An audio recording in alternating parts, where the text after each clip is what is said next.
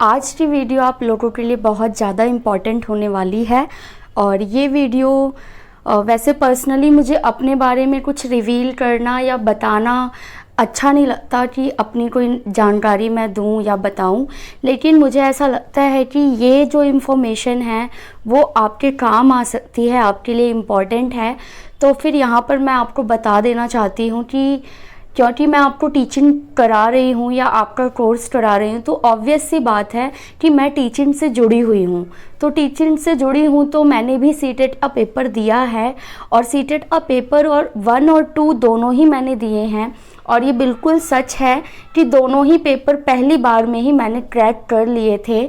और क्योंकि मेरी जो है 12th के बाद मैंने ग्रेजुएशन कर लिया था, और ग्रेजुएशन के बाद मैंने डीएलएड किया, तो इसलिए मैं पेपर 1 और 2 दोनों के लिए एलिजिबल थी।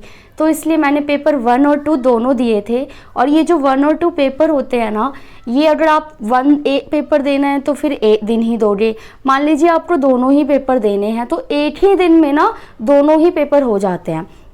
तो ऐसा कुछ नहीं है कि पेपर 1 आपका जनवरी में होगा या पेपर 2 आपका फिर जुलाई में होगा, ऐसा नहीं है। दोनों का टाइम पीरियड जो होता है वो सेम ही होता है, बस मॉर्निंग और इवनिंग करके जो पेपर है वो हो जाते हैं। तो अगर आपको पेपर 1 देना है सिर्फ, तो टेंशन की बात ही नहीं है, आपको सिर्फ पेपर 1 की तैयारी करनी है। और अगर दोनों देने होंगे तो आपका मॉर्निंग और इवनिंग शिफ्ट में करके दोनों पेपर जो हैं वो एक ही दिन में हो जाएंगे।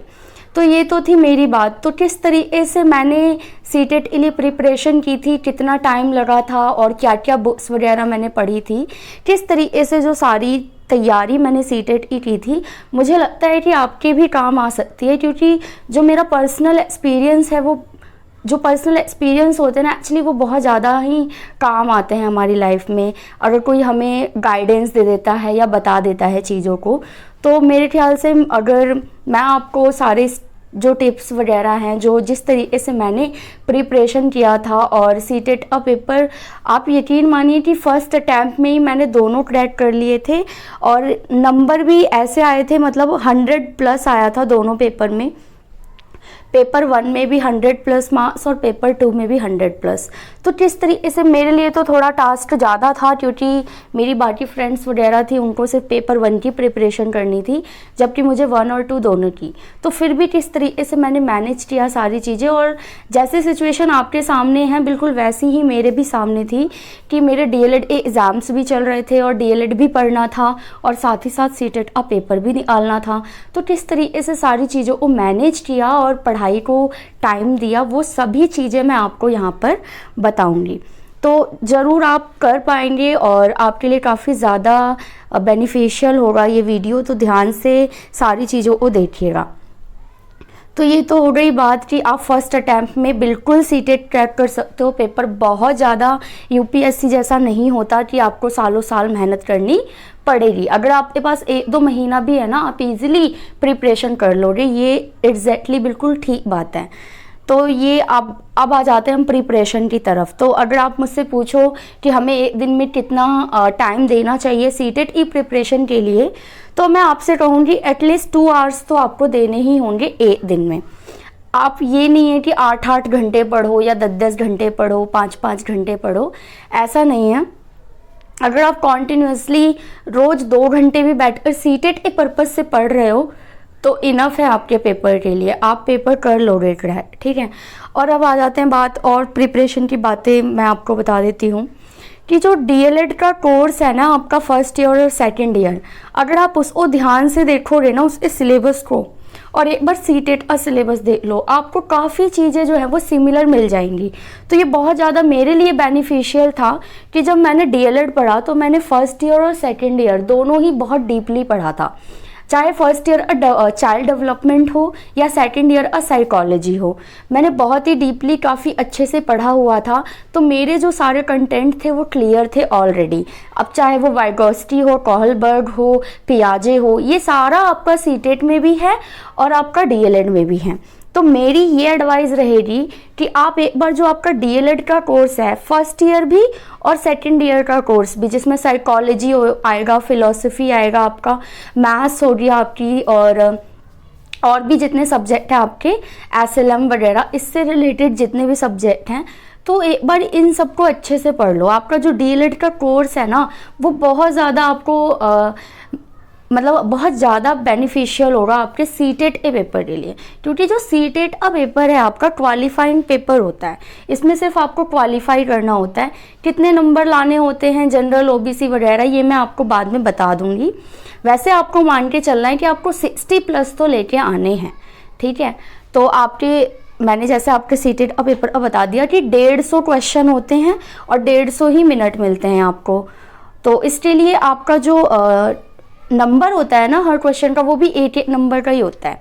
तो 150 नंबर भी होते हैं। तो 150 में से आपको 90+ तो लाने ही हैं, ताकि आप अच्छे से क्वालिफाई करो पेपर को, कोई दिक्कत ना हो, चाहे आप जनरल हो, ओबीसी हो, किसी भी कास्ट से बिलोंग करते हो। तो इस चीज़ का ध्यान रखना है कि डीएलएड का कोर्स आपके लिए बहुत ज़्यादा इम्पॉर्टेंट है। तो इसके बाद आ जाते हैं नेक्स्ट लेवल, तो वो है आपका प्रीवियस ईयर के पेपर प्रैक्टिस करने हैं आपको। तो जब मैं सीटेट की प्रिपरेशन कर रही थी तो मैंने पिछले 10 साल के जो प्रीवियस ईयर के सीटेट के पेपर थे वो उठा लिए थे।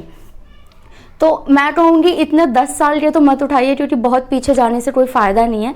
वो क्वेश्चन बिल्कुल भी अनयूजुअल होते हैं, काम नहीं आते, उसकी लैंग्वेज भी अलग होती है। तो यहाँ पर कम से कम आपको अभी रिसेंट से लेके पिछले 5 सालों के प्रीवियस ईयर के पेपर उठाने होंगे सीटेट के, ठीक है। जैसे अभी 2022 में जो दिसंबर में पेपर हुआ था वो उठा लो, फिर 21 का उठा लो, 19 का, 18, 17, 16, तो 16 तक के तो क्वेश्चन पेपर आप उठा ही लो और सबको सॉल्व कर डालो, ये मैंडेटरी है, ठीक है। आप 2016 का, 17, 18, 19, 20 जिसमें 2 बार भी पेपर हुए हैं, साल में 2 बार भी होते हैं ये पेपर, तो वो भी उठाओ, जुलाई और दिसंबर दोनों के उठा लो और पूरा पेपर जो है आप एक बार सॉल्व करो, खुद भी सॉल्व करो या फिर आंसर देख कर मैच करो कि क्यों ये आंसर आया, ठीक है। तो ये होगी आपकी प्रैक्टिस प्रीवियस ईयर से। उसके बाद अगर हम बात करें बुक्स की कि हमें कौन सी बुक प्रेफर करनी चाहिए सीटेट के लिए, तो मैं आपको बता दूं कि डीएलएड की जो बुक्स है ना आपकी, अगर आपने खरीद रखी है, इनफ है वो किताबें आपके लिए। इसके अलावा कोई एक किताब भी खरीदने की ज़रूरत नहीं है कंटेंट के लिए, ठीक है। तो अगर आपके पास डीएलएड की सारी किताबें हैं, चाइल्ड डेवलपमेंट होगा आपके पास, और फर्स्ट ईयर में मैथमेटिक्स भी होगा, हिंदी भी होगा, इंग्लिश भी होगा, तो ये सारी बुक्स आपके लिए इनफ हैं। इसके बाद अगर प्रैक्टिस के लिए आप एक बुक लेना चाहते हो तो अरिहंत की लेटेस्ट एडिशन ले लेना, जिसके अंदर आपको एमसीक्यू मिल जाएंगे प्रिपरेशन करने के लिए, और एमसीक्यू के साथ साथ ना आपको थोड़ा बहुत कंटेंट भी मिल जाएगा। जैसे आप अरिहंत की अगर बुक उठाओगे सीटेट की प्रैक्टिस के लिए, तो उसके अंदर आप देखोगे जैसे चाइल्ड डेवलपमेंट स्टार्ट होगा तो एक टॉपिक पहले वो आपको 2-3 पेज में या 4-5 पेज में ना एक्सप्लेन करेंगे, उसके बाद उसी से रिलेटेड क्वेश्चन होंगे, एमसीक्यू होंगे पीछे।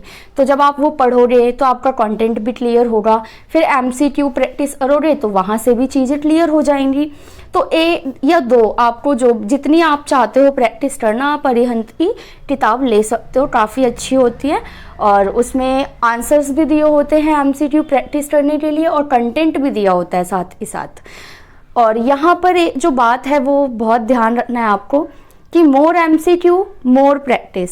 जितने ज़्यादा एमसीक्यू आप प्रैक्टिस करोगे ना उतनी ज़्यादा नॉलेज आपको मिलेगी।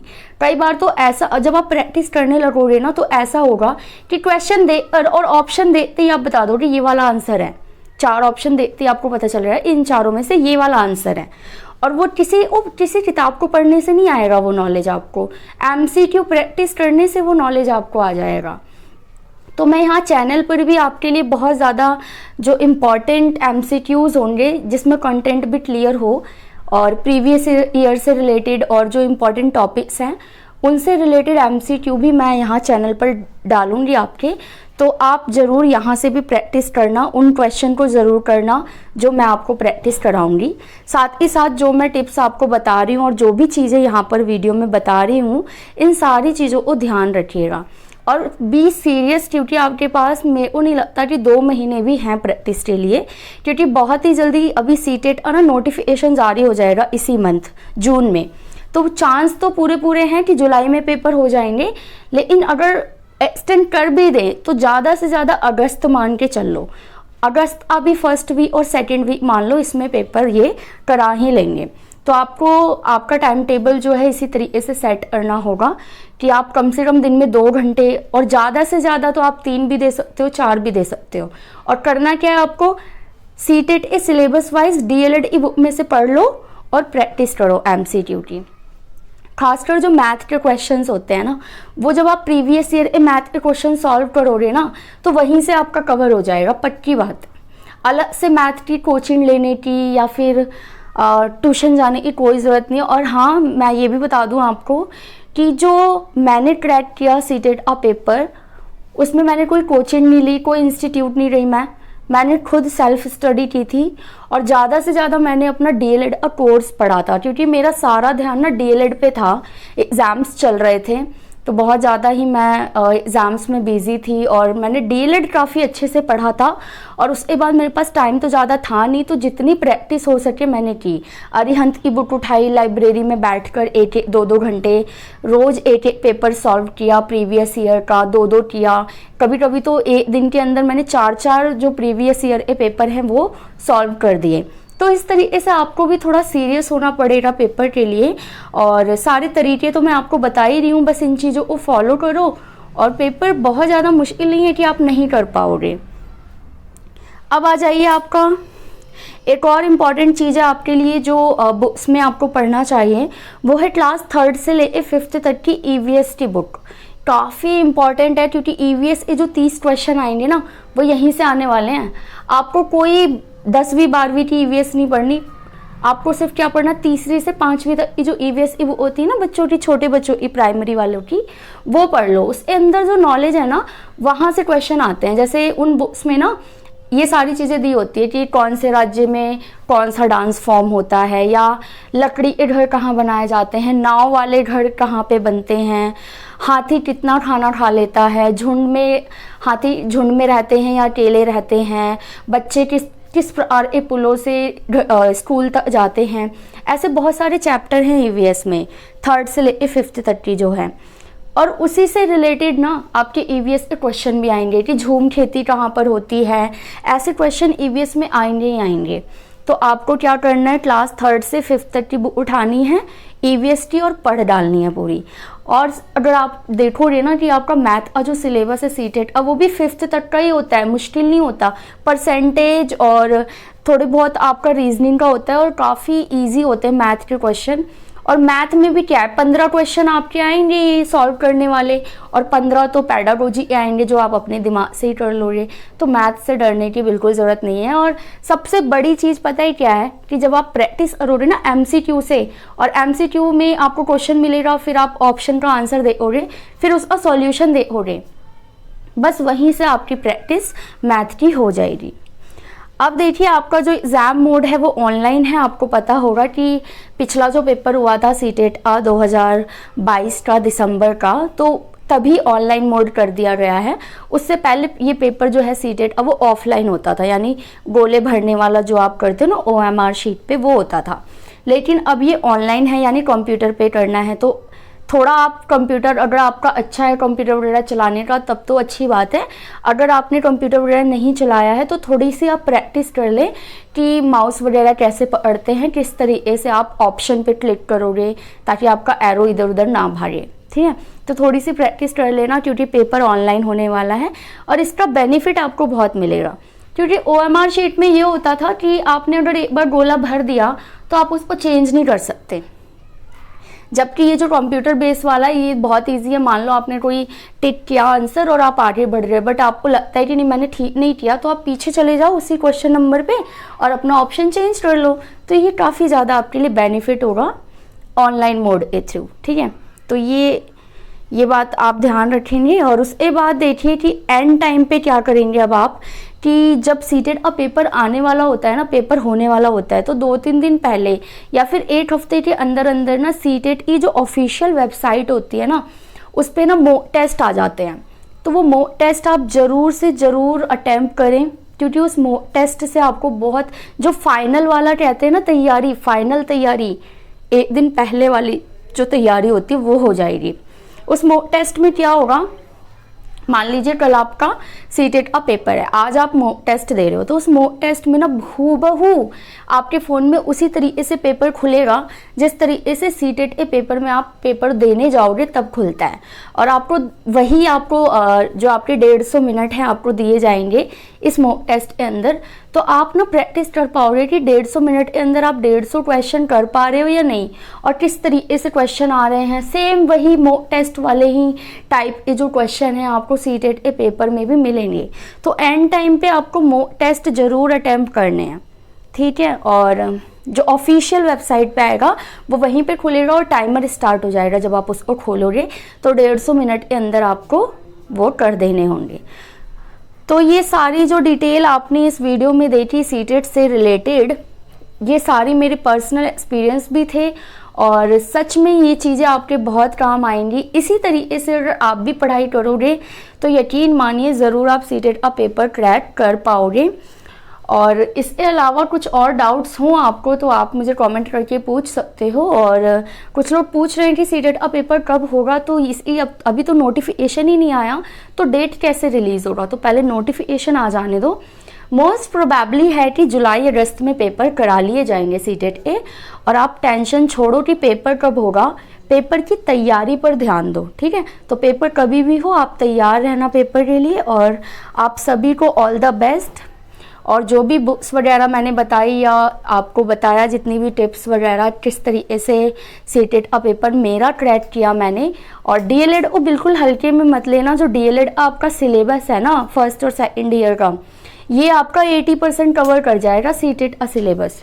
तो ध्यान रखिएगा। इसीलिए टीचर कहते थे हमारे डीएलएड में कि पढ़ लो, ये तुम्हारे सीटेट में काम आएगा।